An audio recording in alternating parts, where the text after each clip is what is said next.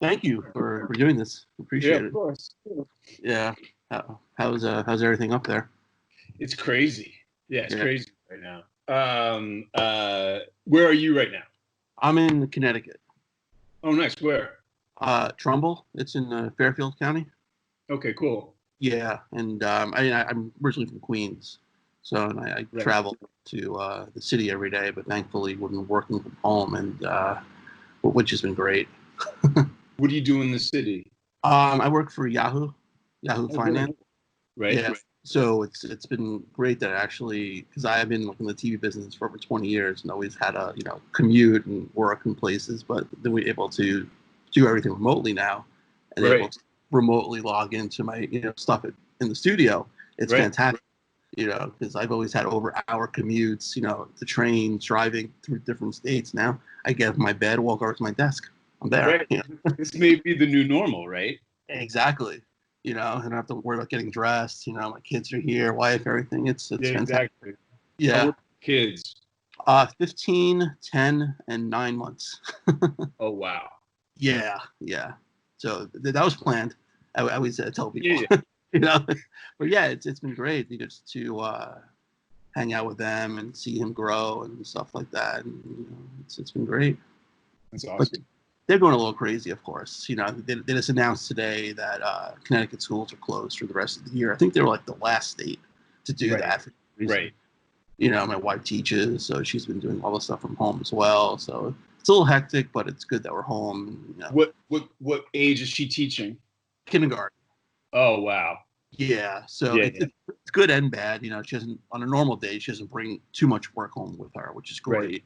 Right. But she deals like she jokes she deals with like 20 5-year-olds all day. And she gets home, she deals with the three kids and me.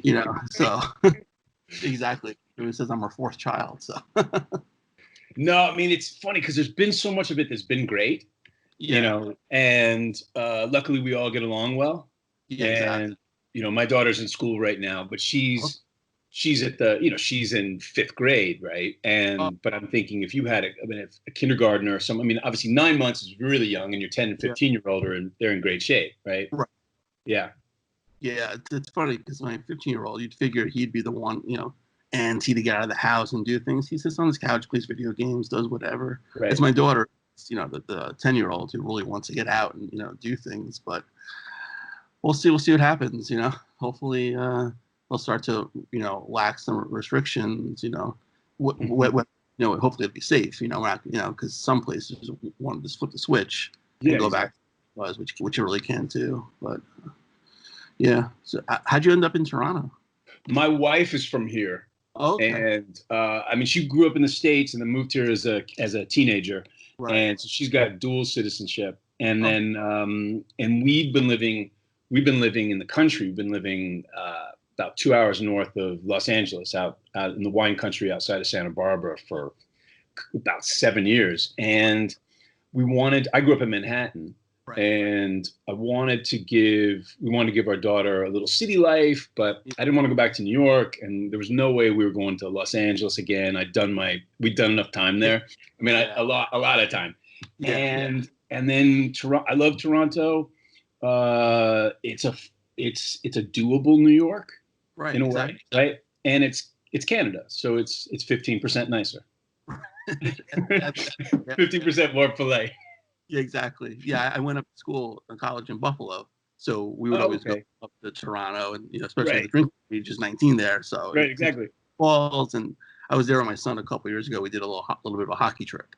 So we hit Buffalo, hit Toronto, and did a couple games. Hall of You saw Famer. the game up here in Toronto. Yeah, Toronto went to the. How much did you pay for your tickets? Oh my God, we were in the 300 levels, but it was like center ice. But for what we paid, I think it was like, okay, my wife can't hear me. About 300 a ticket. It's crazy. No, and then this night before we were in Buffalo, second row, $100 a piece. No, I know. Because I grew up, I used to go to the Rangers at the Right. Garden, right? And I Right. remember you get tickets for $12, right? Yeah. Right. But we also remember, you go to Shea Stadium, you sit up there and you Yeah. get tickets for $9 or whatever like that, right? Right. But Yeah. so I'm doing a show here. doing Designated Survivor here, and so this is right during the last election, so it's 2016, and I go, oh, I really want to go see a hockey game. I want to go see the Leafs, and so I called my friends and I said, who lived here. I go, hey, I'm going to take you to the Leafs game. They're like, I don't know if you are going to be taking us to the Leafs game. I am. Don't worry about it. So I call up the cheapest seats, the worst, are $90 each. It's ridiculous. Yeah, it's not worth it. I know. But but now, so I mean, I just have to cozy up to some lawyers or some people who've got a nice corporate account, and then I can go watch with them. Yeah. You should have hit up Kiefer. I'm sure he has some connections, right? I don't want to be in his debt. I know, right?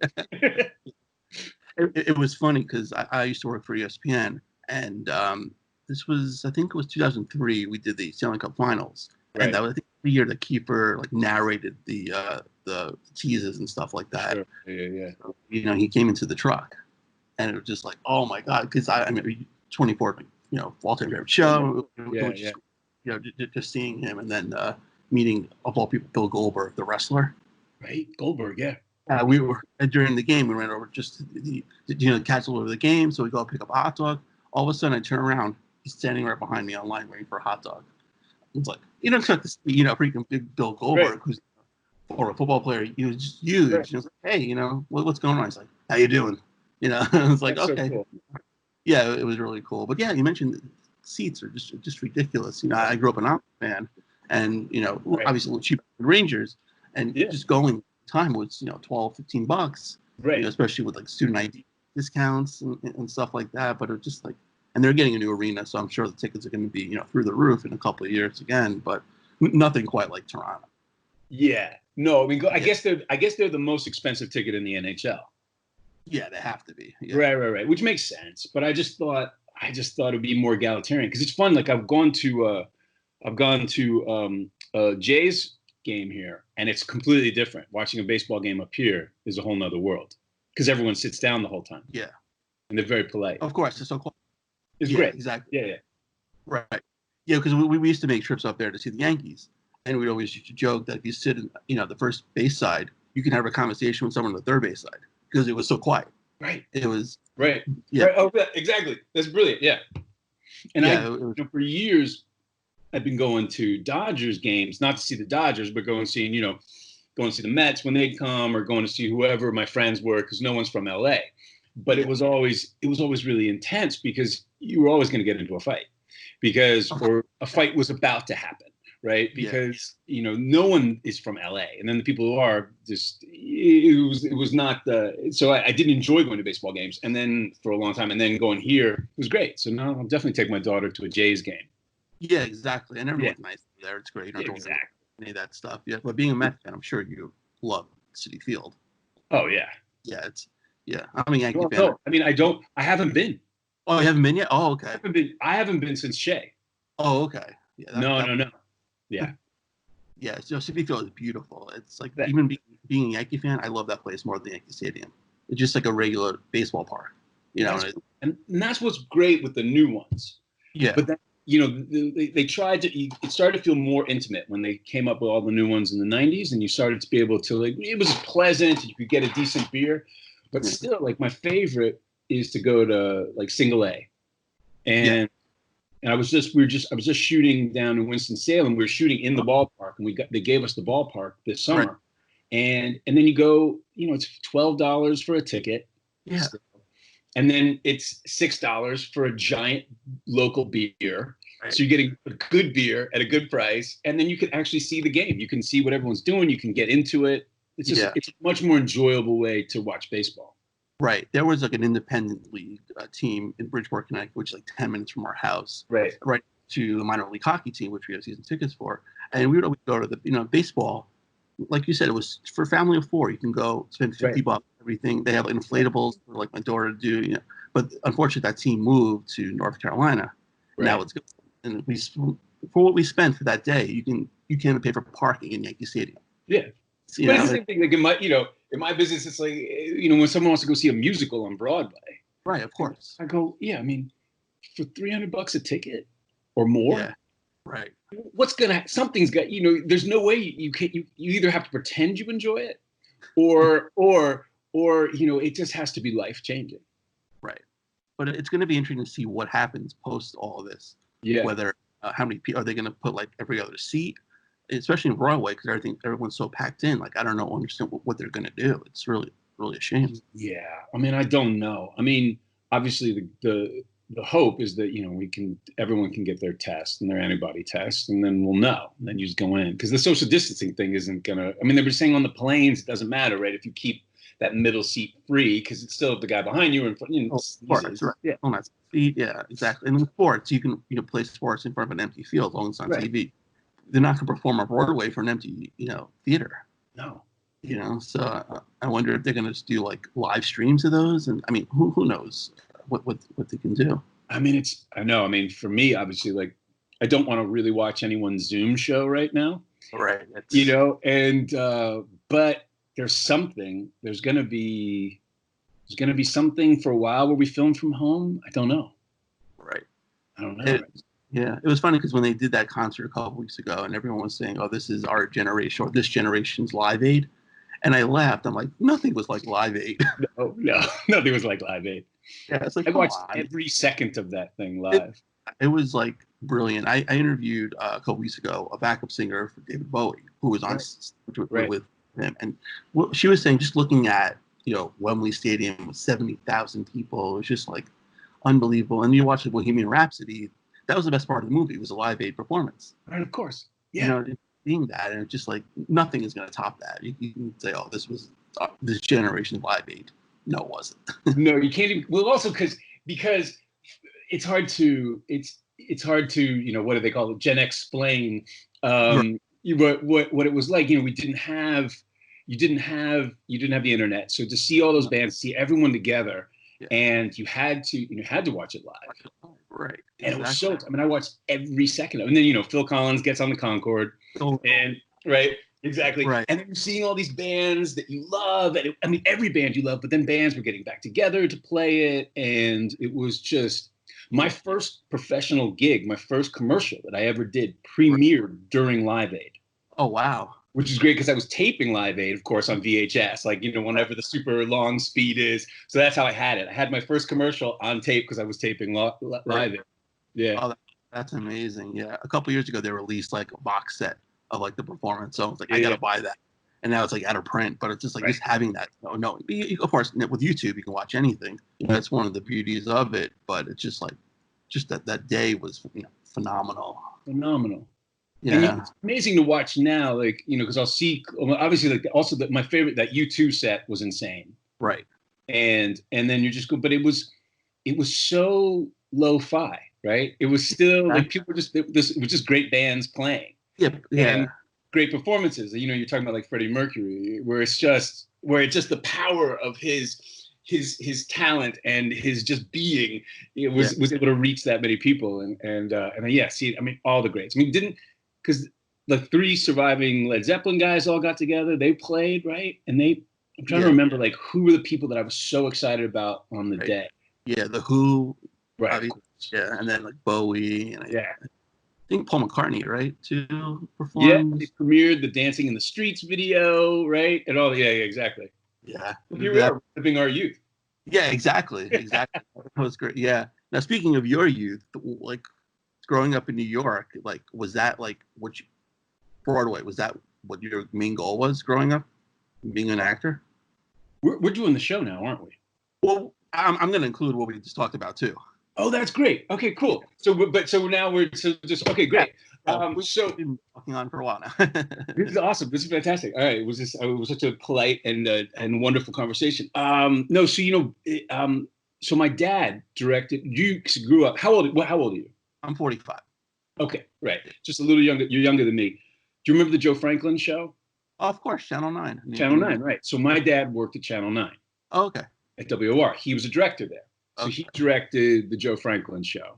Oh, okay. And that's probably the number one reason I was a Mets fan is because they covered the Mets. Course, yeah. So I could go to Shea Stadium, and I remember going to those day games in the early 70s where there wouldn't even be 1,000 people there. Right, you could just sit anywhere you wanted, right? And the only time people come, so I remember coming to see Hank Aaron hit, and that was the only time it'd be crowded when there was somebody exciting from out of town, right?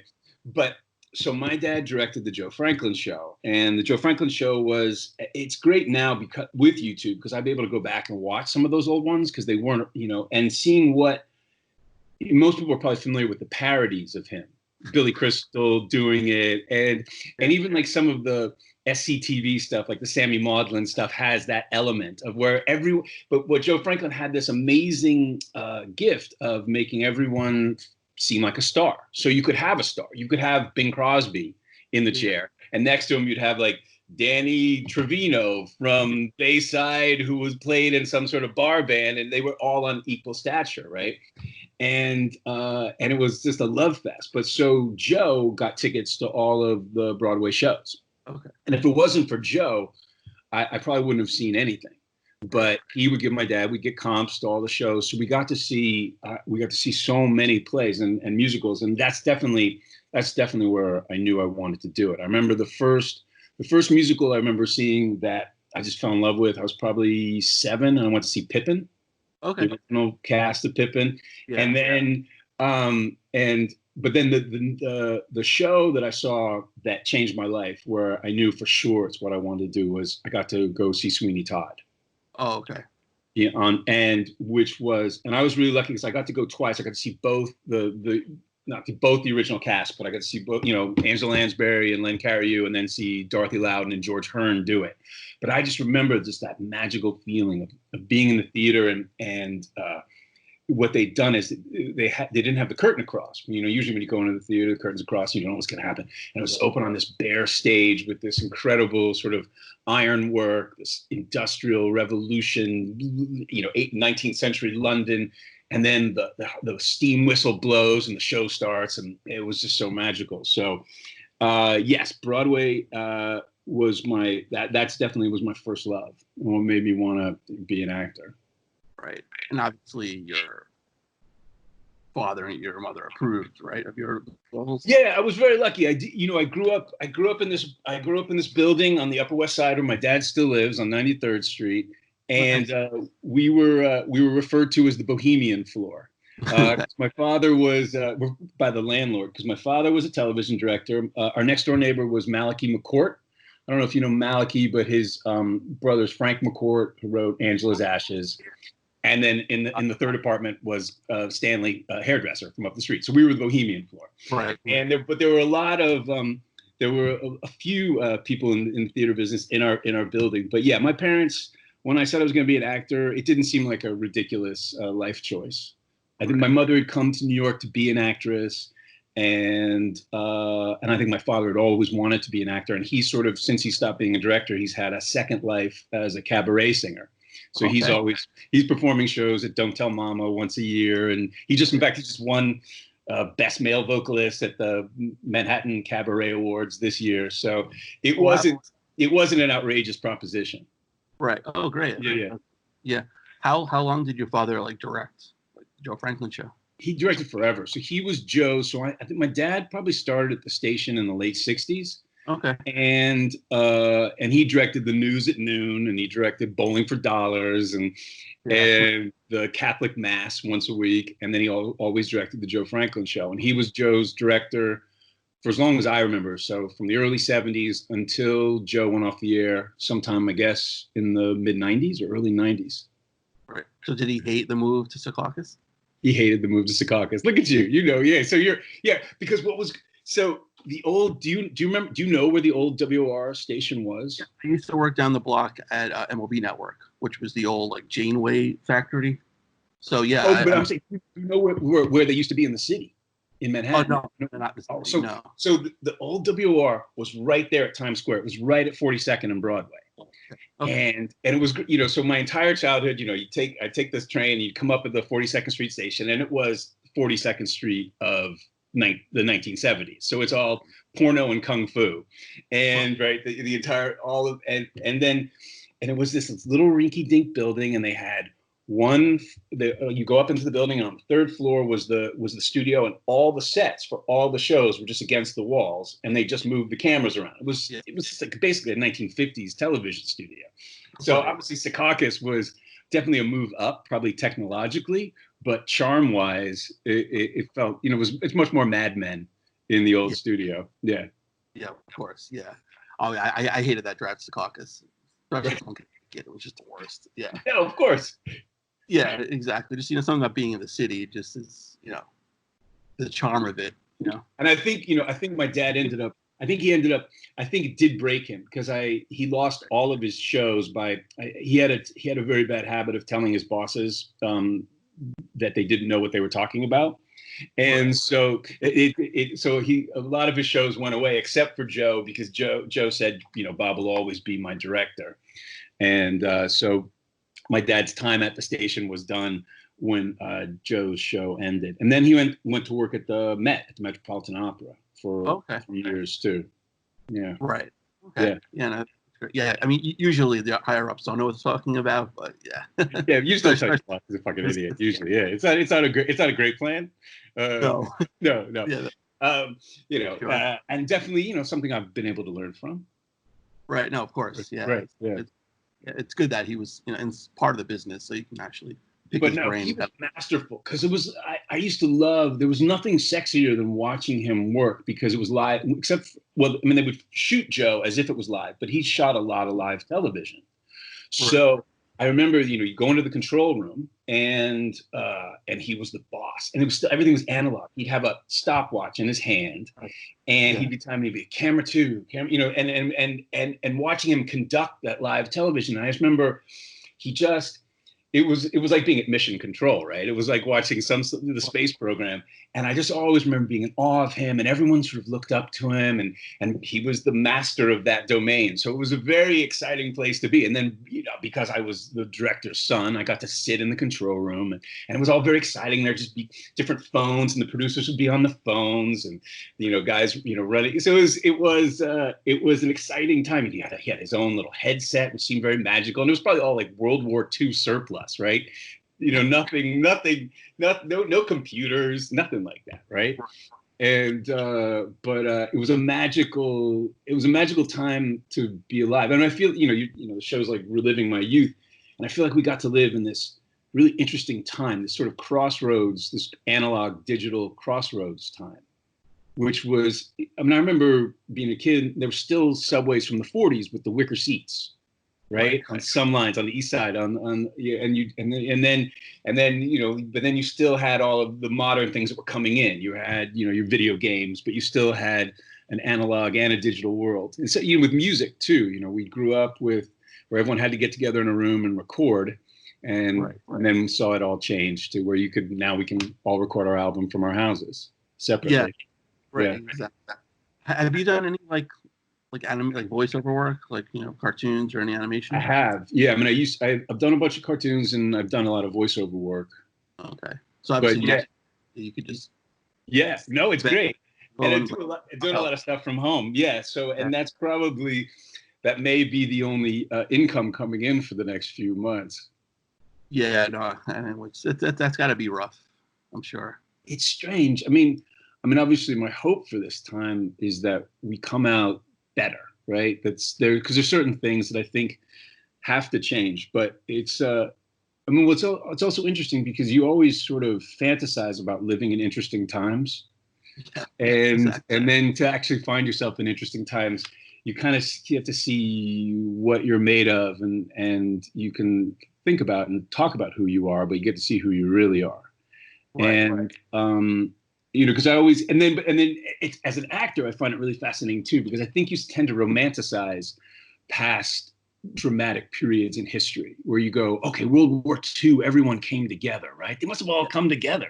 And then you realize, oh no, probably a lot of people didn't come together. Probably a lot of people going, how can I make money off of this World War II thing? And how can I, take advantage of this time? So as a student of human behavior, I find it really fascinating to see. I mean, obviously we're in a bizarre political time, but not necessarily unprecedented. No.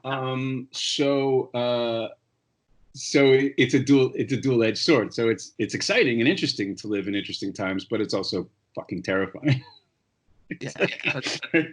Yeah, you're probably in that regard happy you're in Canada. Well, it's interesting. Like I say, the Canadians, I think, it's just 15% nicer. But Yeah. I mean, it's how long we've been in this for 6, 7 weeks, right? And you can already feel people going, all right, enough. I can't take it anymore. And I'm checking out, the right here. The thing that's really interesting in Toronto is there's been this rash of stunt driving, and you hear them all night. So people just like ripping up their little souped up Hondas and just going 200 kilometers an hour down the highway. And in fact, the Ontario Provincial Police, the state troopers here, have been posting their, the radar gun readings, and they're all over like 200 clicks an hour, or 200 mile, 200 clicks, 200 clicks an hour, and you hear them all night. They keep us up, but so that's interesting. But then I've seen, people are. It'll be interesting to see, how much more we can take. I mean, financially, I think I don't want to get political, but it's like, it's bringing into sort of stark relief, the inequalities. Yeah, no, absolutely.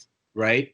And also, as my wife points out, we don't make anything anymore. Right. So so now you're seeing, those supply lines are a little, they're tenuous, and we can make gloves. Let's make some gloves. Let's make some masks. And so hopefully, I mean, I'm optimistic that we'll come out better, and we'll think about this differently, and how, maybe reinvigorate the middle class and have jobs here where we actually aren't just all in the service industry.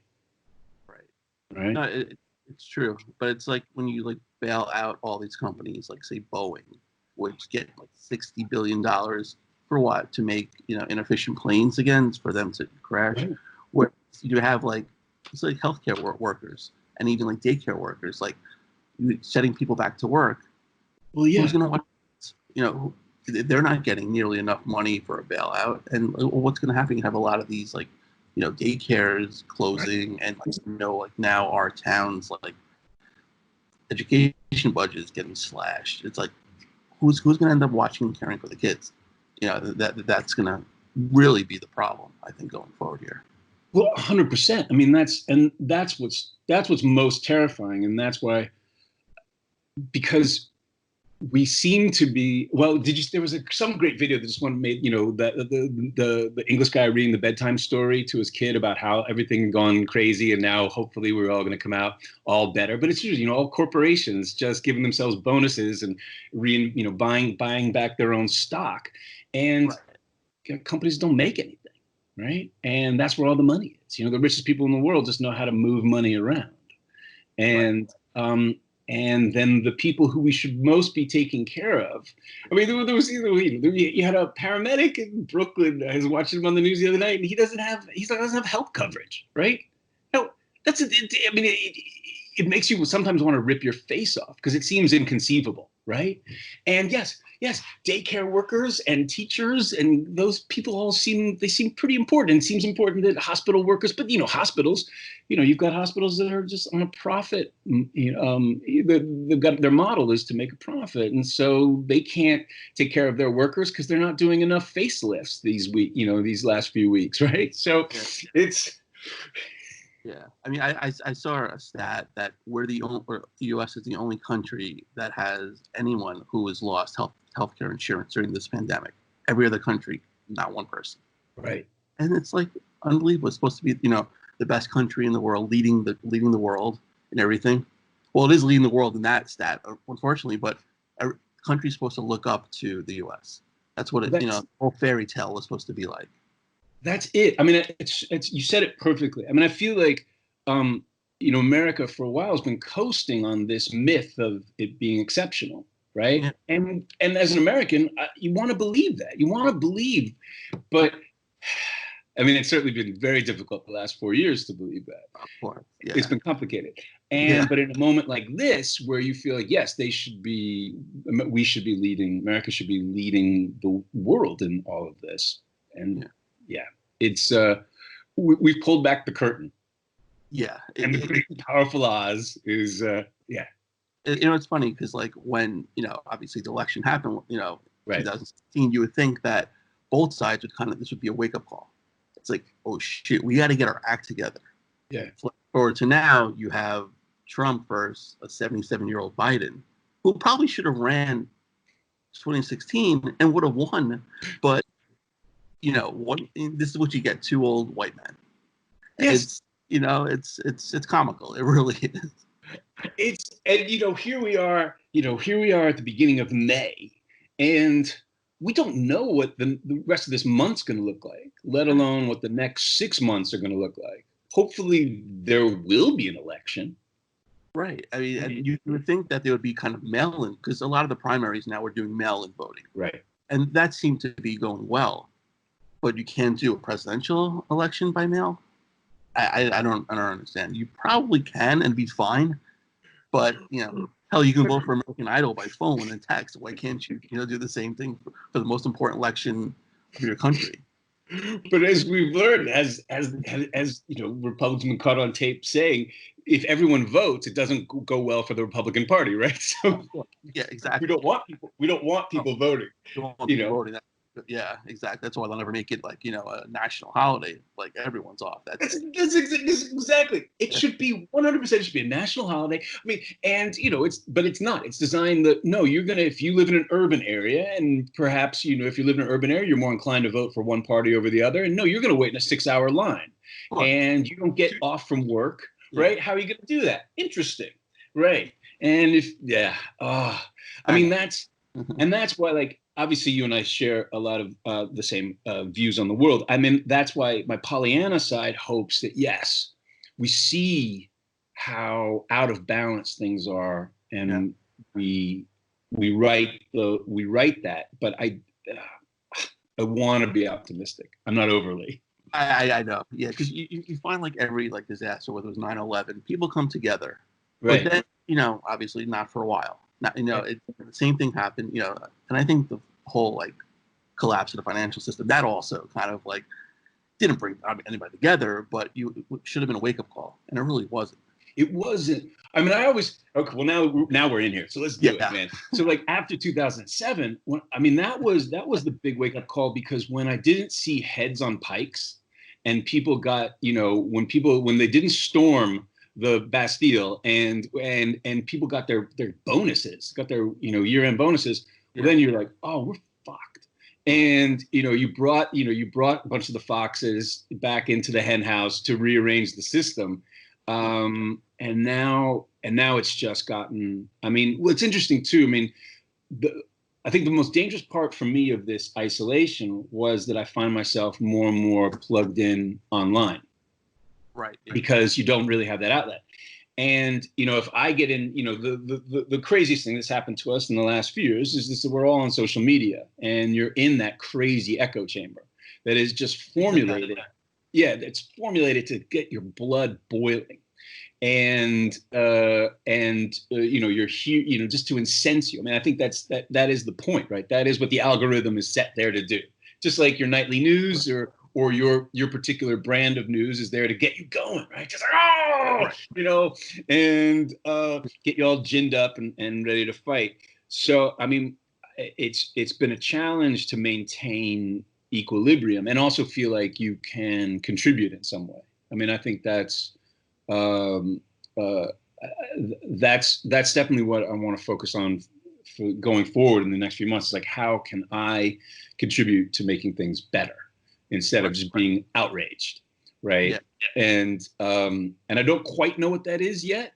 And certainly, how can I contribute in my community here? Once again, I had back in the 90s when I first moved to Los Angeles, I was going to quit acting and become a cop. Okay. Because it was a crazy time in Los Angeles. I'd moved there and after Rodney King and then the riots, and it just felt like the world was falling apart. And I was like, oh, I'm this guy who puts on makeup and plays dress up, and I should give back. And then I had a bunch of friends who were cops, and they took me on a ride along. I went on this ride along down in Watts, and all the cops I met all wanted to be actors. And then I go, oh, I'm an actor. I can probably contribute more that way. And so that, and then, and you know, a year later, I got Homicide, and I felt like, oh, I have something to say, right? But Yeah. but recently, I just read about another actor who, at my age, had tried to join I guess he tried to join the LAPD, and I was like, oh gosh, I wonder if my Canadian papers come through, could I join the Toronto Police Department? Because you know, that's how I feel like I could give back. I don't know if they want an old guy like me, but I would, you know, some way of being part of the real world. Yeah, I guess it would be like recruiting, like, you know, process, like the whole thing with, say, Captain America, when he like was the recruiting process for the Right. army, yet he was a super soldier. But like that could have been like you. Hey, I'm an actor. I was on Homicide. You know, I did this. I played, you know, 9 Million Cops. Joined the Canadian, you know, the Toronto Police Force, you know, or the LAPD. I Right. guess that could have been like your slant to it, but not what you wanted to do. You wanted to be riding a patrol car, you know, Right. cuffing people. Right. Exactly. Yeah. I wanted to make the world safe for old ladies and kids. Yeah. Right. Right. Exactly. Right. But Now, sorry, go ahead. I want to say you mentioned Homicide, which was obviously a fantastic show, and you got to play a Yeah. cop for it, you know, a bunch of years. Now it was a David Simon show, creator of The Wire. Now, when The Wire came out, did you ever thought about kind of talking to David about being on that show, or that kind of been like, oh, you know, I was already in Baltimore, you know, I can't really do Baltimore again. You know, had they called, I certainly would have done it. But I mean, The Wire, you know, The Wire is definitely, I think The Wire is my favorite TV show of the last 20 years. Right. And what I loved about it, because with Homicide, obviously when we did Homicide, it was this hybrid time before Netflix or HBO existed, right? So you didn't have, so networks were still making, trying to make the best shows possible. So there were great dramas. And I feel like the last, you know, and you feel free to disagree with me, but I always feel like the last great network drama was West Wing. Okay. And then after that, suddenly you could just go to HBO, you go to AMC, you go to Netflix. But so with Homicide, we were able to do everything except just those things you couldn't do on network television. So we were able to tell the story. We just couldn't use the vernacular per se. And there were just some gratuitous things we couldn't. So, you know, so what I love about The Wire is that it was Homicide without any shackles, right? And also Dominic West did a fucking killer Baltimore accent, which was not allowed when we did the show, because I remember Melissa Leo was going to do a Baltimore accent, which is the craziest accent. You know, they all sound like this, yo. Come on, Han. You know, going to Baltimore. And I was just down there, which is crazy too. I'll tell you this story, but they wouldn't let her do it because it almost sounds put on. But he did it, and it was flawless. And then they had, what I love in The Wire too is you've got a lot of the real guys from Simon's book. A lot of the real cops played smaller parts on the show. And it's just so great to see, you know, because we had a few of them who would come on our show. And so The Wire is excited for me because I was a fan of Homicide, but I was such a fan of David's book. And just reading it, I still, anytime since then that I've gone and played a cop, I always reread that book before I start, because it's just a grounding. Clark Johnson, you know, played my partner, Meldrick, and then has gone on to be a great director who I've worked with many times. He and I always talked about that, because what was so great about that book was on bad cop shows, it's always very serious. Everything is very earnest. And the real guys are like, it's all the most serious things are said in the most profane, usually involving some sort of sodomy type joke, right? And you know, so and it's just a great way to communicate. And it's also it's a truism about how people, I think, usually under great duress, who are seeing very intense, horrible things, choose to deal with it. That sort of gallows humor or whatever, that darker comedy. And so it's always a great. So, you know, when you're playing a character who's in that world, I always find just being reminded of that level of humor and intelligence is a great, you know, asset.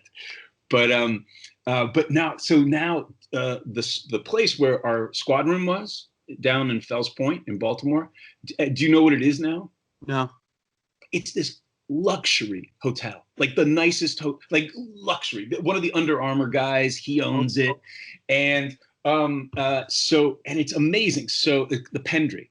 And so I'm working, a friend I made while I'm on Homicide, we're developing a show together. So I was down there a year ago and I brought my family down. And he goes, I'm going to put you up, because he was producing shows. I'm going to put you up at your old work.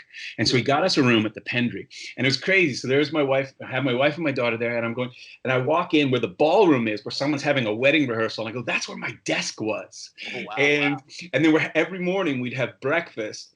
They built a restaurant down below where they used to park all the trucks and park our trailers. So it was really surreal. And it's great to, I'm going to Baltimore often now because I'm working on this show with my friend. And it's amazing how much of Baltimore has changed, but how much hasn't. You know, because that was always what was so exciting, was Baltimore has, you know, there's certain cities that have such a specific character and history and a vibe. And then there's some cities that look like, oh, it looks like, you know, that looks like another city. It could be, you know, but Baltimore is unmistakably Baltimore. You know, it's got just this energy and then an architecture. And I was always told it may be a myth, but because I lived down in Fells Point where we shot the show, which is old sort of, you know, waterfront type neighborhood. And the first townhouse, row house that I lived in there was built in the 1700s. And all of these places were from the 1700s and the 1800s. And the only reason they had torn them down was because at the time it was so economically depressed, no one wanted to develop it, right? And which is spectacular. So some sort of that misfortune led to all of this amazing architecture and these great buildings being preserved. But it still has this, it's crazy. The culture is, I was just down there 2 months ago, right before I had to come back for lockdown. And it's amazing how intact and how proud that culture is there. And the accent still is strong, and there's still just as many bars per block. And but anyway, you're talking about The Wire. Yes, I would have loved to have been on The Wire, but it's definitely my favorite show of the last 20 years. Like a perfect. Yeah. I go down to Baltimore a lot for games at Camden Yards. We used to do a lot for MP, and just taking Amtrak down there, so you kind of see The Wire in real life, pretty much all the band projects and stuff like that, and end up in the waterfront, which was made up beautifully. Yeah, and just it's true. But the David Simon, because I know obviously the book is a lot different from the show, because there's only so much you can do on TV as opposed to the book. Was he okay with the show? He was part of the show. Yeah, so he was. So I came on I came on season 4, but the first season was 6 episodes. I think the second season was 12 episodes. The third season was their first full season, and then I came on right after all of that. And so I believe in the first couple of seasons they did a bunch of stories that were in the book. Adina Watson and all that stuff was in the book.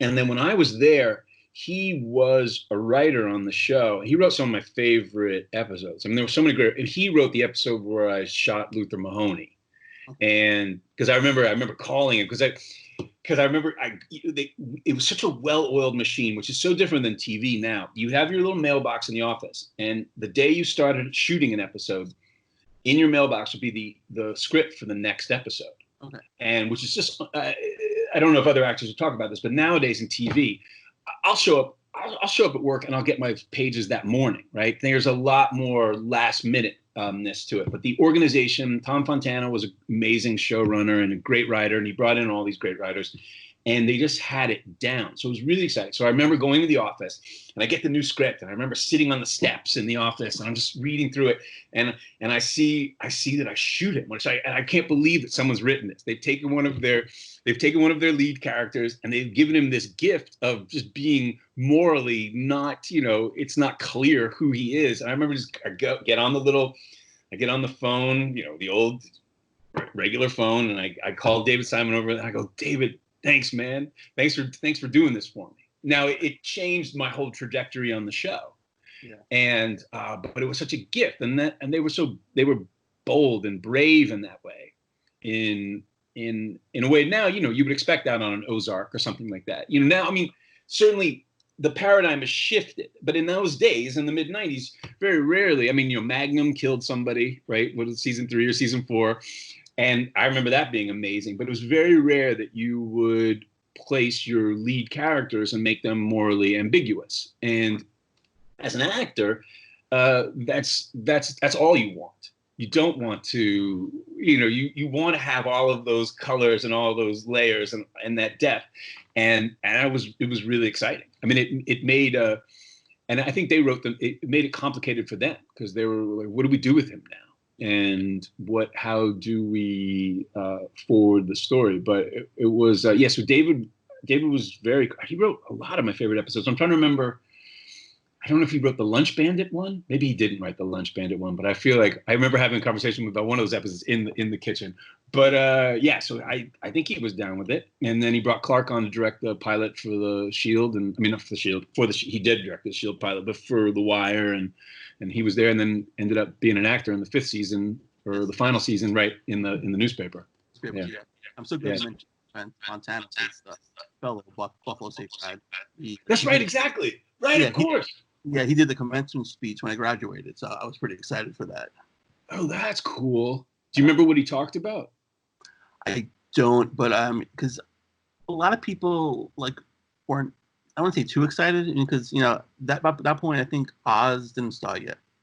So maybe the third or fourth season of Homicide, I think that was when it was going on, and I don't remember what he talked about, but I don't think it was the next year was when my wife graduated. It was Avery Brooks, and it was like, oh my god, because he had such a presence, and being a Star Trek fan as well, just yeah. Oh my god, that was awesome, because he you just commanded college. We got set up on a blind date, and she's a year younger than me, so I was a freshman at Buffalo State. She was senior at Regal Park High School in Forest Hills. And we got set up on a blind date. I was going back to Buffalo the next day. Right. And we went on a date, and she keeps joking because what was I? I was a broke 19-year-old going back to school, had no money. So we're driving around. Went to Taco Bell for lunch, of all places, right? Right.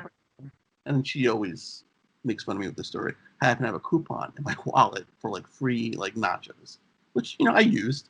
Right. And she always to me, it's like, you took me on our first date at Taco Bell with coupons, and I'd say, you're still with me. Right, I wasn't trying to impress you, just being myself. Yet you're still here, right? 3 kids later, right? A house later. So it was pretty funny. But yeah, she ended up going to another school when she graduated, Regal Park, or Forest Hills, I should say, and she transferred to Buff State. So we lived up there for a couple of years after graduating. That's amazing. We made the move to Connecticut. That's great. Yeah, it's together been married for 19 years. Yeah. And together for over 25. So I love that. That's great. So she always jokes about the whole Taco Bell. It worked out. Yeah. I forgot what anniversary it was, but I got her flowers, and I went to Taco Bell, and I bought her nachos, and I left the nachos next to the flowers on the table. So she kind of got a kick out of that one. That's beautiful. I love that. Yeah. So how'd you meet your wife? We met on a movie in Canada, in Winnipeg, 18 years ago. Yeah, in the winter. It was funny because I always say when I first got up to Winnipeg, it was February and 2002, and it was so cold the rivers freeze. Right, it's so cold up there, and every day on the news they would say, "Don't go outside. It's too dangerous to go outside. We'd shoot." And I go, "Oh." I remember referring to this place as God forsaken, right? And then my wife shows up. I remember meeting her the first day on set, and that was it. And I knew, and we fell in love up there. And then suddenly it went from God forsaken to, we refer to it as the Paris of the prairies.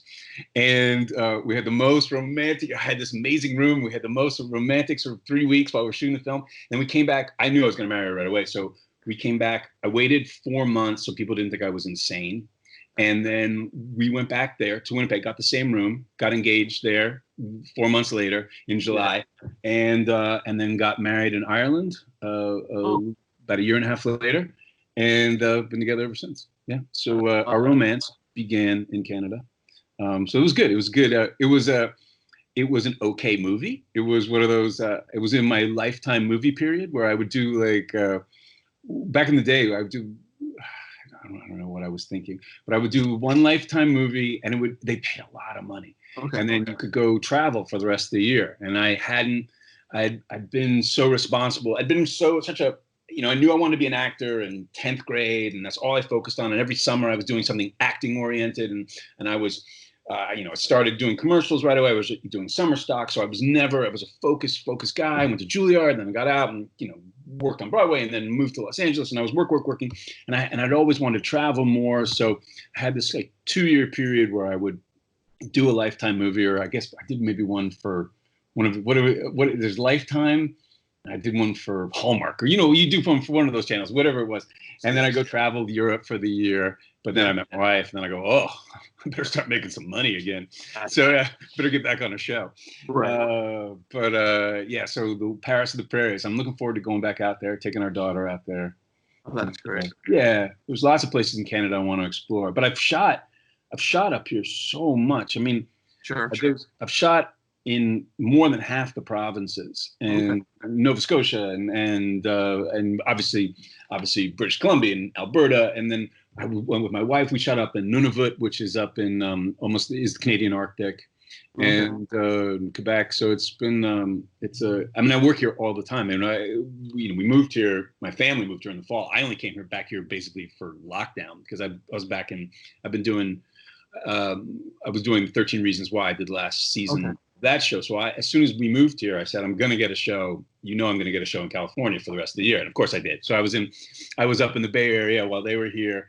And then I came back for lockdown, but I was here for 2 years on Designated Survivor, just recently in Toronto. And then last year I was doing The Terror out in Vancouver. So I think I've paid more in Canadian taxes than I have in US in the last about 7 years. Yeah. Right. What, hopping on these shows, a couple seasons in, have you been fans of the shows that you've signed on to do? Can you? I'm sorry, you broke up. Ask me that again. Sorry. Sure. You hopped on, so you mentioned 13 Reasons Why, and I know Designated Survivor was from the beginning, but let's say 24, which season 8 you came on. But have you been fans of those shows prior to signing on? It's very interesting, because sometimes I remember I was a fan of 24, and then you get to a point where you go, well, why am I not on this show? Right, so then you stop watching. And sometimes if you really love a show, you can't watch it because you go, well, why am I not on it? But then sometimes you do. Then you watch it, go, well, I'm going to be on this show eventually. Right? I got to be on this show. I remember with Designated Survivor, I remember reading the log line of where everyone gets killed at the State of the Union address, and then a person who's not qualified to become president becomes president. I remember before they even made it, I go, I want to be on that show. Right. And so I remember pestering my agent constantly. Is there something that I can do on this show? I want to be on the show, because it just sounded like my politics, and I just the premise of it was so exciting. But a show like 13 Reasons Why, sometimes, no, I haven't seen it, but now the beauty of everything being of streaming. I remember when I was going to have the meeting on it, I was able to watch the first season, and I was blown away by how good the acting was and how good the writing was. So that's always exciting too, because you go, oh, then you have a frame of reference, and you can get super stoked to be on the show. Yeah. Or sometimes you can watch it and go, oh, maybe I don't want to take that meeting. But that's very rare. It's very rare. There's a lot, there's a lot of good television out there. There is. Yeah, there's a lot, because. And when I first started, the lines did not cross, right?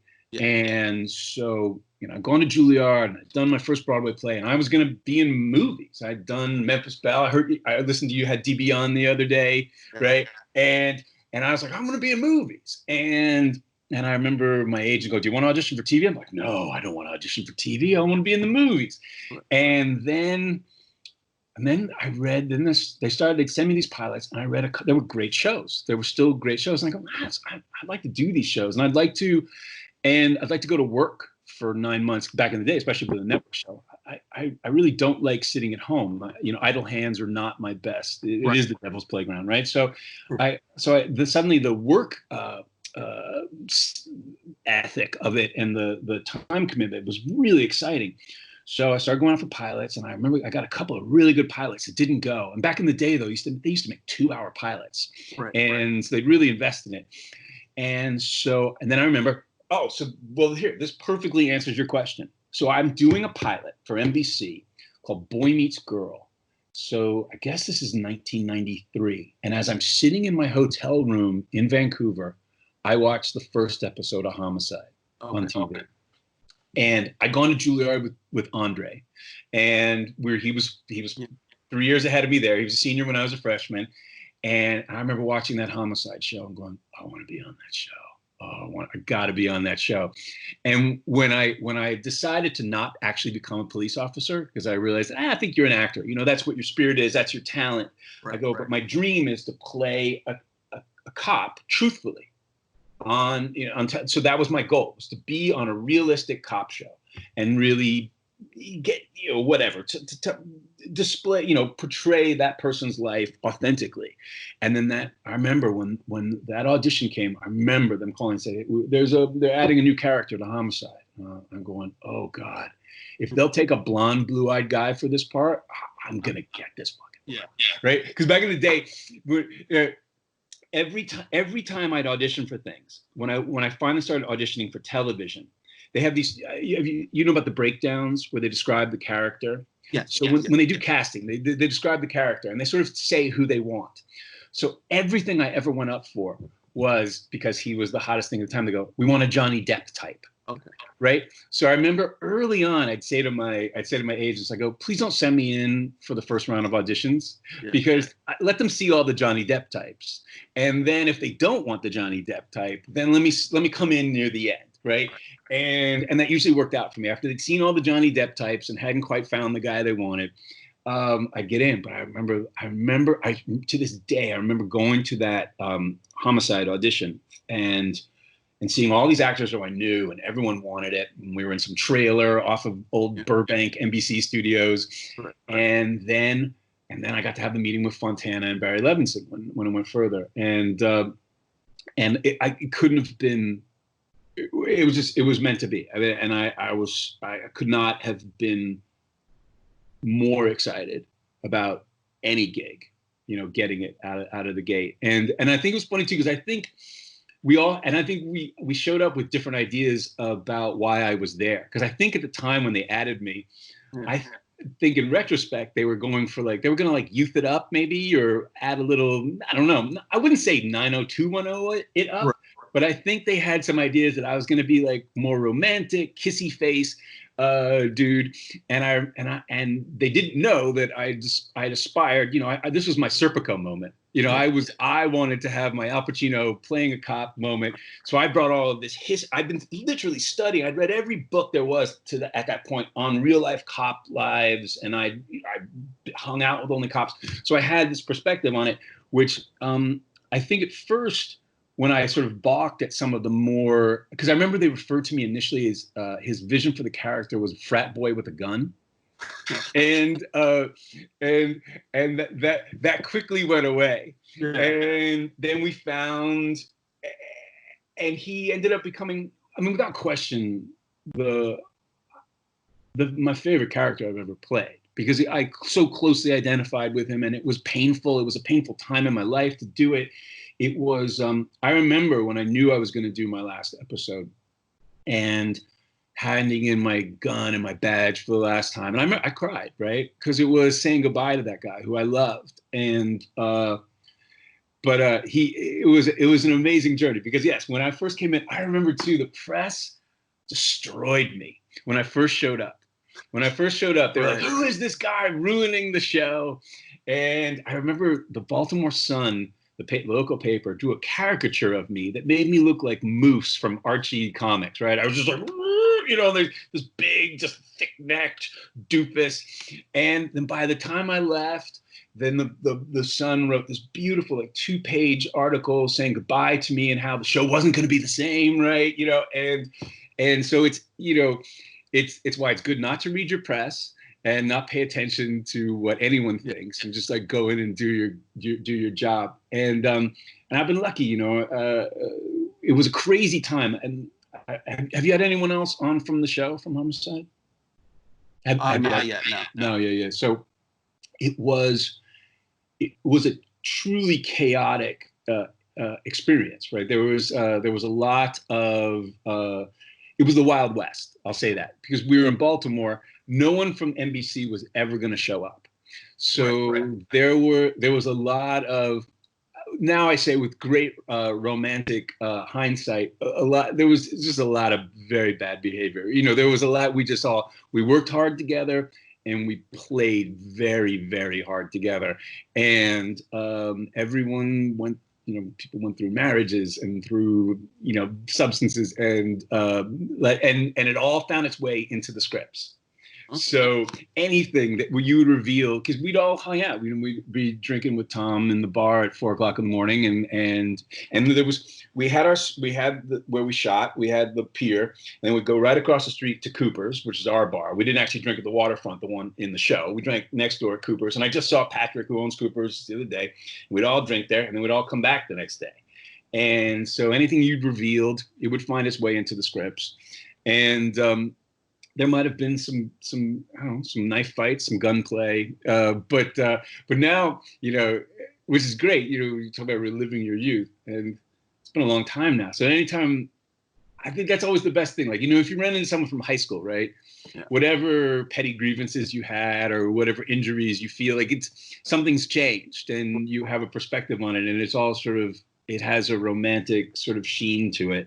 And now, I mean, Clark and I stayed friends forever, but anytime I run into anyone from the show, it's always super exciting. And you remember the craziness, but it's all mellowed with time, like a fine wine. Right. It's the beauty of it that you don't have a smartphone back then to worry about getting that on social media, because that probably would have been pretty bad. Well, thank God. Thank God we didn't have a smartphone for anything. Right? I know. Can you imagine having one in college?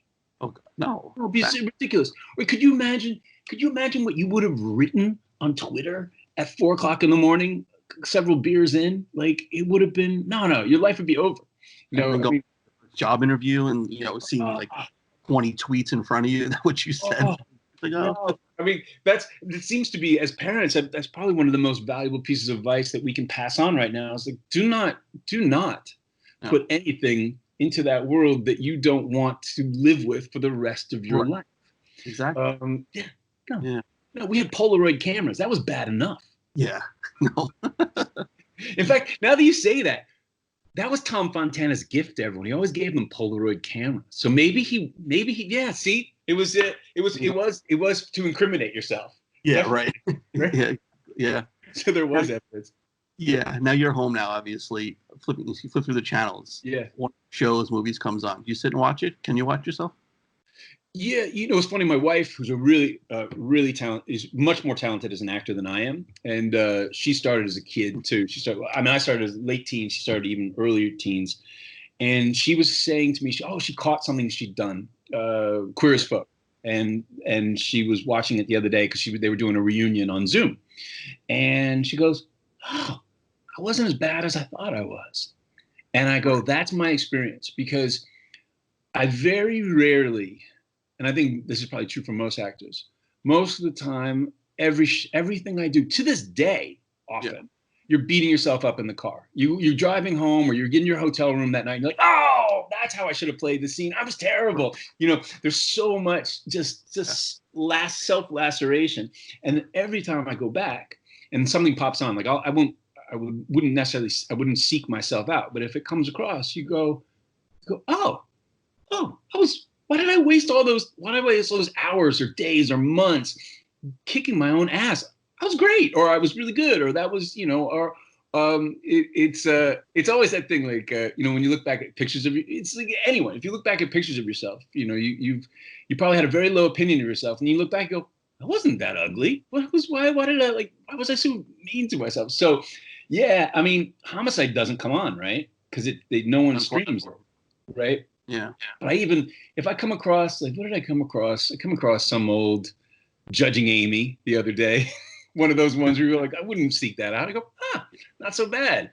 I mean, there's a few where I go, pretty bad. I did this because I did this Hallmark movie with Jessica Lange right after I got out of Juilliard. And I'd gone off to do Memphis Belle after my second year of Juilliard. And I made this movie for 4 months and then showed right back up at school. And I probably should have just never gone back to school. But instead, I went back and I go, hey, man, I don't want them to think that I've gone Hollywood. I'm going to really throw myself into the program. Maybe I never really aspired to become a Shakespearean actor, but I go, maybe I'm going to become a Shakespearean actor. So I really worked.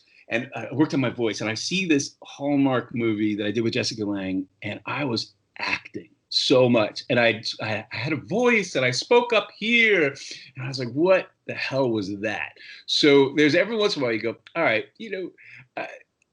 the way I always talk about it with, so when you're trying to talk to your kid about it, like, because she wants to go in the family business, I go, there's things that I could have done better, but I tried to do my best, right? I've failed big, like every once in a while. Because I remember, like, on Homicide, Andre had this ability to be so larger than life, but it worked. And he finished, because I remember I was in his Othello when he played Othello with Juilliard, and on Homicide, he would finish every sentence and hit and I thought, oh man, I want to be more like Andre. So I remember trying to do an episode of Homicide where I used all of my Juilliard, and it was ridiculous. It didn't work on me, right? That's not my, that's the thing too. It's like finding what you do well and doing it like Hercules. So being a great Shakespearean actor was not necessarily my Hercules, but there you go. Right. And Andre, you mentioned him. He was obviously the main presence on that show. And you look at Brooklyn Nine-Nine, and he's on that show. He's absolutely brilliant. No, he's brilliant. He's amazing. Yeah. That's perfect. And Yeah. that's always fun too, when you can live long enough to do the spin on your most, iconic character. Right. Yeah, exactly.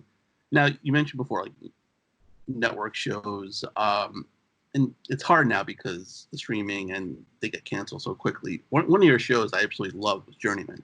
Yeah. And unfortunately, I mean, that, quick demise, unfortunately. Would that have been like a good streaming show, you think? You think that would have had a longer life? That was, okay.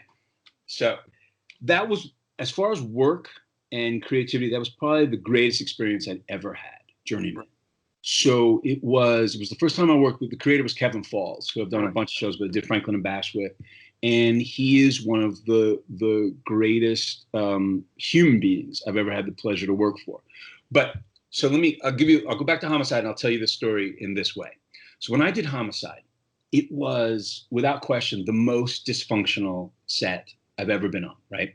And there was acrimony and tension, and it was fomented, right? It was encouraged. Yeah. So, and I remember, I think Tom must have even said it, that there was this sense that if people were on edge and not getting along, and there was all this drama, that it would translate to the screen. So, I mean, actors would disappear for long periods of time, that people would storm off to their sets, shit that went down. There was one actor who had a Nation of Islam bodyguard who would check his trailer for bombs, right? It was bananas. But at the end of the day, when you'd watch the show every Friday at 10, it all came together. It was amazing. So I remember after the show was done, I didn't want to do a series for a while, and Clark called me to come do the pilot for The Shield. And I said, great. I want to, that's great. I'll just do the pilot. He goes, great. We're going to fake them out. They're going to think you're a series regular, that you're going to die. Spoiler. And it's the point of the show. And I remember, so I show up and I go, great, because that's all I want to do. And everyone was so nice. All those guys, Chickless, all those guys are so nice. And they're all getting along great. And I'm going, this show's going to fail. Because I thought it had to be acrimonious. And then I remember seeing it all come together. And I go, oh, maybe I'm wrong. Maybe I've learned a horrible lesson. Maybe it can all be great. Maybe you could all get along and still make a really intense, amazing show. So that was a huge sea change for me. And then cut 2 years later. So I'm on Journeyman, and that was one of those shows where there wasn't one asshole in the bunch. Like not anyone, not the guy, not one driver, not one, a painter, no one. Everyone was amazing. And I'd wanted to play. This was another one of those that I'd waited for. I was a huge fan of Rome. Okay, yeah. Remember Rome on HBO? So Kevin McKidd was the star of that. And I remember my wife and I would watch that every week that it was on HBO. And she goes, you guys got to play brothers. You guys look like brothers. And I go, I don't know, yeah. And I remember it's pilot season, and my agent calls me. He goes, "I got a meeting for you tomorrow. It's to play Kevin McKidd's brother." And I'm like, oh, I guess I'm getting that one.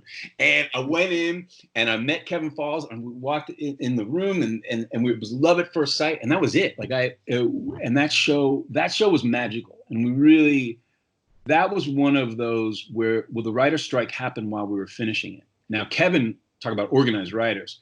He'd actually written, we had gotten a 13 episode order, and he'd written every single episode. So they were in the can. So when the writers had to put down their pens because the WGA went on strike, we still were able to finish our initial order. But we knew the writing was on the wall because NBC didn't own the show. So we kind of had a feeling, we were on the bubble. Yeah. But I mean, we knew, and I remember our last night of shooting, we filled a trailer with booze, and in between scenes, we just all go back there and have a cocktail and kiss and hug and reminisce, you know, about our tenure together. And we just stayed there all night on the Fox lot till dawn, just drinking, hugging, because we knew it was probably the end. But that was a perfect experience, and everyone feels that way. It's funny, every year, right when the show premiered, you know, Kevin Falls and I mean, we see each other a lot, but we call each other like, oh man, it would have been 13 years we would run the air, because that was one of those shows we wanted to go for 7, because you loved, it was one of those where you just loved being at work every day, and you loved all those people. So but it's great. It's great to have those experiences. And certainly since that learning experience that I had on the Shield, I've had pretty much only positive work experiences, and now I know that the best creativity, you know, happens in those kinds of environments. But right now, you said the show wasn't owned by NBC. Now, how did you think you would have had a better chance of lasting? Yeah, I mean, that was a you know, because often when they're making network shows or any show, right, there's a studio and there's a network. Yeah. Now sometimes they're aligned, sometimes they're the same. You know, the studio is the network, and they're together.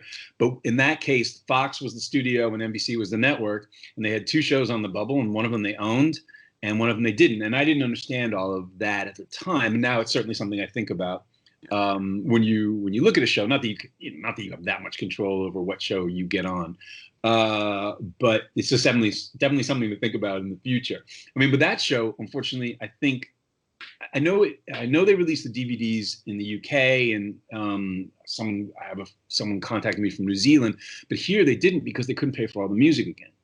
Right? That's why it doesn't stream, and that's not on DVD, because the music was so key. But I love that show, and I love all those people, and definitely, I mean, I've gone on to do 3 other shows with Kevin Falls, who's basically, he's my fairy godfather in the business for sure. Yeah. Now, like with network shows, it's hard now, I would find, because you have all the big stars with streaming, or because they have limited series. Right. You know, they'll sign up. No one's signing up for a 7-year, you know, network show, unfortunately, anymore. But you did a limited series on Fox, Wayward Pines, which blew my mind. It was fantastic. And you mentioned the cast. You know, the cast they had on that was great. Amazing, yeah. Probably wouldn't have signed on had it been like a regular network, run show. But Wayward Pines, I signed up because I love that. I read his book. Right. Yeah. And I read. I got the meeting, and I go, well, I don't really understand what's going on. I need to understand what's going on. So I grabbed Blake's book, and now in this modern age, I could download it instantly. I read it in 3 hours. I read it in one sitting, and I was so blown away. So I didn't even really give a shit who was involved with it at the time. Right. Ironically, one of my Homicide castmates was in there. And it was a crazy, chaotic. It was the only recent crazy, chaotic show I've ever been on in recent years. But I could tell you some of those stories. But no, I wanted to be on there for Blake's book, because I thought the book was perfect, right? And we ended up making a very different show. But all I'll say about that one is, if you notice at the end of the first season, all of the cast was killed. Yeah. So you could do the math there.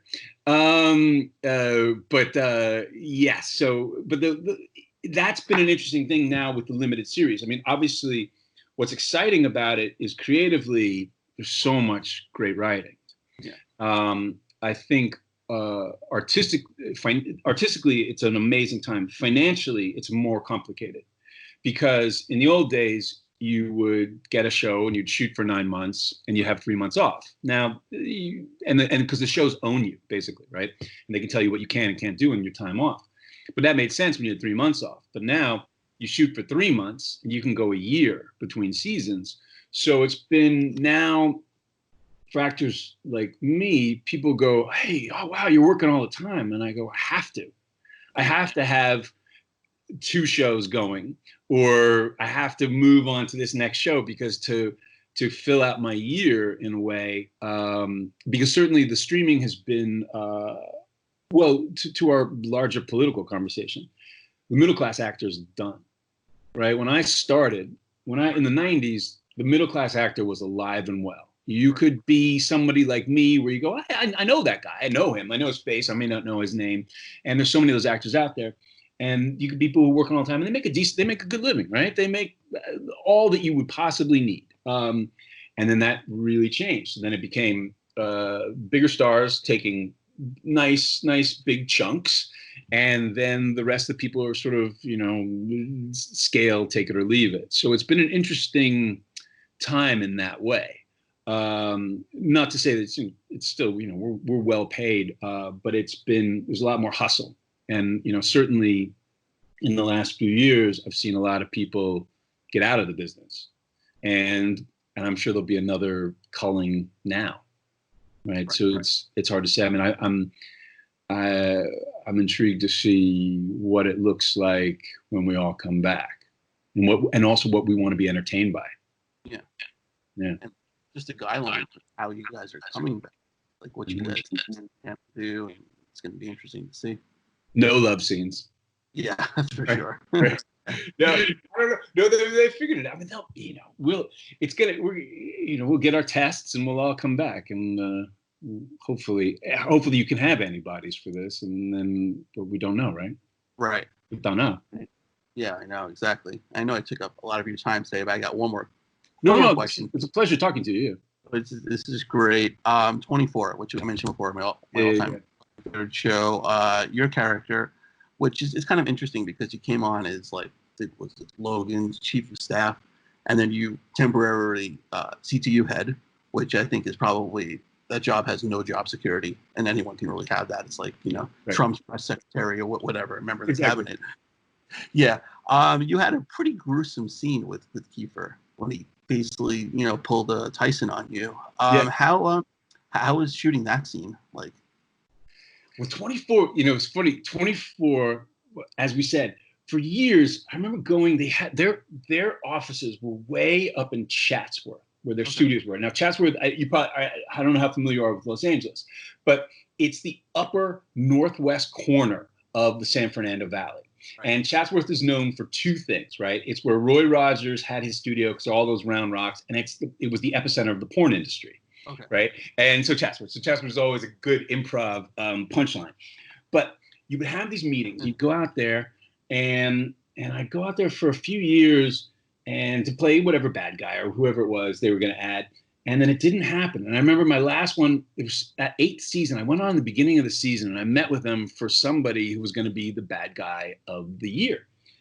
And but what I didn't realize, which you would think in a show called 24, where they have 24 episodes, they would have the whole season planned out. They didn't, right? Yeah. That's always the beauty of TV. Yeah. So they got to a certain point in their season, and that storyline had gone kaput. It was done, right? So they bring me on, and which was great. I was really happy. They called me up. They're like, "Did you want to do the show?" I go, "Yeah, of course. I want to do the show for a long time. It's great." So I come. And Greg, it's amazing, and so and I got to work with him and Cherry for the first. I didn't see Kiefer until my last 2 episodes, I don't think, and so had an amazing experience there. And then basically what it ended up happening is they'd already their bad guy played out. So then my part just got better and better every week, which is always. I can't tell you how many shows I've come on to do 1 episode and then ended up staying for 3 years. And that's Designated Survivor. I came on to do 1 or 2, and then they were like, "Hey, we like this character. He's really interesting. Let's keep it going." And then it ends up being, because the beauty of network television is very often they don't have a plan, right? They have a certain plan, but then that storyline peaks much sooner than they thought. So they're like, well, what are we going to do now? And so it's fun to take advantage of that. So, but with Kiefer, so now I've done 2 shows with Kiefer, and he's he's the well, it's funny. Okay. Kiefer and I worked at Williams. We were apprentices at Summer Stock together when we were 16. Wow. And I've seen him over the years a couple of times. And but then we do 24, and you know that guy. I've never worked with anyone more intense, but smarter. And I was nervous about the ear scene because I'd done a scene in the early 2000s. I did a vampire movie in Hungary, and in the scene, the vampire had to rip my throat out. So they put a prosthetic onto my throat, and with blood coming out of it, blah blah blah. And they had a Hungarian actor playing the vampire who was going to rip my throat out. Well, as we're going there, you know, it's not the highest budget of movies, and I go, you know. I could feel the director was all revving. Like, let's go. We're going to do it. We're going to get it quick. We got to get out of here. And I could feel the guy was rushed. I said, hey, you know what we should do? Let's start him with his mouth already on the prosthetic. And then when you call action, he can just rip away, right? So that we don't have to worry about him. And the director's like, no. I want him to go in. So I was recalling, I want him to go in and then pull it out. And I'm like, okay, I just don't have a good feeling about this.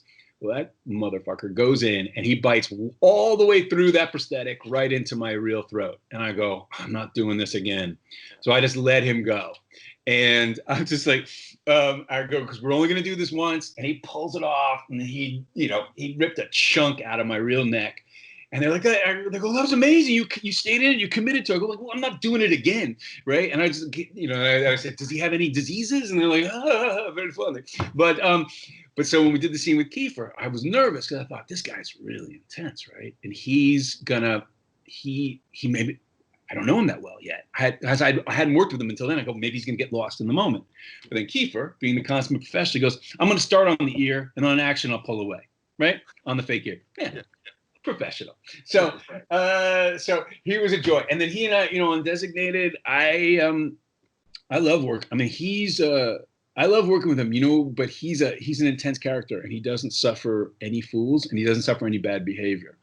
And I think I could say this as politically as possible, but there are some actors, and I've been very fortunate, especially with these young kids, like on 13 Reasons Why, like kids, there's a great new generation of actors. People come super prepared. But sometimes on TV, you'll find that people aren't really prepared. They haven't learned their lines. Well, when you work with Kiefer, you better know your lines. You better be ready to go, or he will make you wish that you'd prepared more. So I'm always super prepared, and I like to act as well. It's my favorite thing to do, and so we get along great. And he's a cool cat, and I look forward to doing another show with him at some point down the line. Yeah. Designated Survivor. The premise was great. And I think the premise was great. A little formulated towards probably halfway through the first season. So they kind of abandoned like the premise of it, and I mean he's great. He commands. The cast was great, but at that point it's like you kind of have to go then the story of the week, which unfortunately it kind of moved towards that. That is the problem, and I remember him saying, "Oh, I want it to be the West Wing." And I go, "Well, you don't have Aaron Sorkin, so it's going to be complicated to make this into the West Wing." And I thought the premise was brilliant, but and that tends to be the complicated thing with network television, is that they want them to be able to be standalone episodes and not necessarily have overarching storylines. So you need to have something you can solve that week, which obviously, I guess, is satisfying for some people, but it's not what obviously you or I are looking for in a show when we're watching a show. You want storylines, you want arcs, you want people to live their lives. I remember like Franklin and Bash. We do Franklin and Bash. We do the pilot for TBS. At the time, TBS was producing it, and then TNT wanted it. There's brother sister stations, right? And then, but TNT's. It was a comedy, and it was not broad, but it was based, it was broadish. Yeah. And TNT is like, we're going to air the show. And then TNT goes, and TNT's tagline at the time is TNT, we know drama. Right. And they go, you're a drama. I go, we're not. They go, no, you're a drama that's funny. We're not. And so then I remember they really early on, they insisted on that the crime of the week was, or the case of the week was sort of tantamount. And then we didn't have too many overarching storylines, so they could air the episodes in whatever order they wanted. And it kind of made a mess of things for a while. Because what was exciting about that show and why I loved it was I didn't really care about the case of the week. I cared about like who, you know, why, that you know, Mark Paul was in love with the DA and he couldn't function in front of her. Like I liked all those character things, and that's what was exciting about the show. Right. And it was all just the character stuff. I remember, you know, so luckily by the 4th season, we knew we were going to get canceled. It was going to be our last season. They left us alone, and we got to make. My dream was that we went from the pilot to the 4th season, because it was kind of, the 4th season was absolutely perfect. No one interfered, and we could just get back to the magic. But but you know, the way I look at it, you know, you can be on your Netflix show and you make 10 episodes, and you may not get rich at it, but you know, you can be proud of it. Or you know, there's certain shows where you're going to make a lot of money, but you might not want anyone to see it. Right. No, yeah, it's a tough problem there. I always there's 2 types of roles. The way I look at it, there's the ones where I go, I hope I can make this good. Yeah. And then there's the ones where you go, I hope I'm good enough. Right. And so, but you need a balance of both, and you never know, you know, because that's the thing too. They always used to say, you know, your only power is saying no. But I've always found I've had much better life and much better experiences in this career by just saying yes. So I always, when they call, I'm like, hey, do you want to come do the show? Absolutely. And I've had a million more pleasant surprises and relationships and friendships and great creative experiences from just showing up. Right. That's great. Yeah. But Reed, this was fantastic. I really appreciate your time. Oh my God. Today. So it's, yeah. I could have everything. Yeah.